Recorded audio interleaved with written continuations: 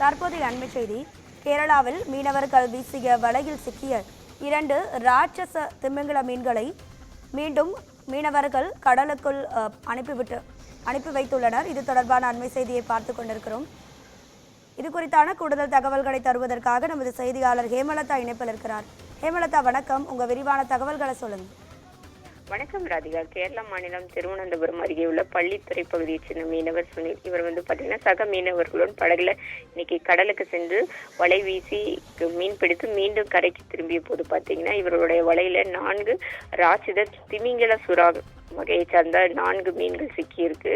இதுல பாத்தீங்கன்னா 2 திமிங்கல சுறா மீன்கள் தப்பி சென்ற நிலையில 2 திமிங்கல சுறாக்கள் மட்டும் வலையில் சிக்கி கரையொதுங்கி. இந்த கரையொதுங்கிய ஒவ்வொரு மீன் பாத்தீங்கன்னா சுமார் 2 டன் எடை கொண்டது. இந்த 2 திமிங்கல சுறாக்களையும் மீனவர்கள் கடலுக்குள்ள அனுப்ப போராடி வருகின்றனர். இந்நிலையில பாத்தீங்கன்னா நேற்று இதே மாதிரி ஃபைஜு என்பவருடைய மீனவர் வலையில பாத்தீங்கன்னா நேற்றும் 2 திமிங்கல சுறாக்கள் சிக்கியிருந்துச்சு. அதையே மீனவர்கள் போராடி நேற்று கடலுக்குள் அனுப்பிய நிலையில் தற்பொழுது தொடர்ந்து திமிங்கல சுறாக்கள் கரை ஒதுங்குவதற்கான காரணம் குறித்து வனத்துறை மற்றும் கடல்சார் ஆராய்ச்சி மையத்தினர் ஆய்வு மேற்கொள்ளணும்னு சொல்லி அப்பகுதி மீனவர்கள் கோரிக்கை விடுத்திருந்தனர்.